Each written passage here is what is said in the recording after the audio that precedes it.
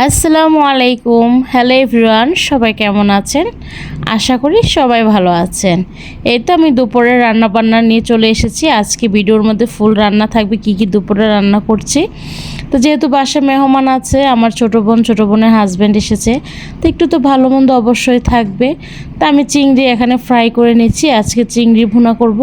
আর যেহেতু বাসার চিংড়ি কেউ খাবে না, সেজন্য আমার বোন আর বোনের জামার জন্য চিংড়িটা নিয়েছিলাম।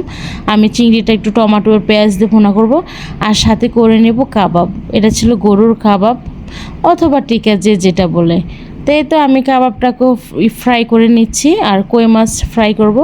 আজকে দুপুরে রান্না থাকবে রোস্ট, কই মাছ ফ্রাই, কাবাব, তারপর চিংড়ি ভুনা, তারপর হচ্ছে খাসি থাকবে সাথে। আজকে যেহেতু একটু বের হব, বোনদেরকে নিয়ে ঘোরাঘুরি করব, সেজন্য অত বেশি কিছু রান্না করব না। জাস্ট আমরা রান্না করে তারপর দুপুরে খাওয়া দাওয়া করে বের হয়ে যাব ঘোরার জন্যে। তো এই তো আমি চিংড়ি মাছটাকে দেখেন একটু ফ্রাই করে নিয়েছিলাম। এটাকে এখন আমি মানে তরকারির সাথে দিয়ে দিয়েছি, ভুনাটার সাথে দিয়ে আমি একটু পানি দিয়ে এটাকে ঢেকে রাখবো। আর চিংড়ি ফ্রাইটা কিন্তু অত বেশি করলে মজাটা থাকে না, সেজন্য হালকা ফ্রাইটা করলে কিন্তু চিংড়ির যে ফ্লেভারটা খুব ভালো থাকে, আর খেতেও কিন্তু বেশ মজা হয়। এই তো উপর দিয়ে একটু ধন্যপাতা আমি ছিটিয়ে দিচ্ছি, আর ধন্যপাতাটা দিলে কিন্তু খুব সুন্দর একটা ফ্লেভার আসে, আর তরকারিটা খেতে কিন্তু বেশ মজা লাগে। আর এই তো চিংড়ি মাছ কিন্তু আমার খুব পছন্দের একটা মাছ। আর এই তো আরেক পাশে চুলার মধ্যে আমি কই মাছটাকে ফ্রাই করে নিচ্ছি। কই মাছ কিন্তু গরম গরম খেতে ভাত দিয়ে খুব মজা লাগে, তাই না?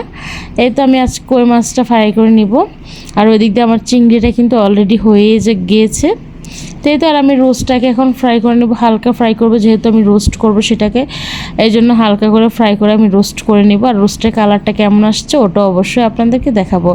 তো এই তো ফাইনালি কিন্তু আমার চিংড়ি তরকারিটা হয়েই গিয়েছে, আর চিংড়ি তরকারির কালারটাই কিন্তু বেশ সুন্দর এসেছে মাশাল্লাহ, মানে অনেক সুন্দর হয়েছে চিংড়ি তরকারি কালারটা। দেখেন মাশাল্লাহ কতটা কালারফুল এসেছে চিংড়ি মাছের তরকারিটা, দেখতে কতটা লোভনীয় হয়েছে, তাই না? খেতে কিন্তু বেশ মজা হয়েছিল। তো এই তো আমার ফাইনালি রোস্টটা কিন্তু হয়ে গেছে। দেখেন মাশাল্লাহ রোস্টের কালারটা কতটা সুন্দর এসেছে, একদম পারফেক্ট রোস্ট।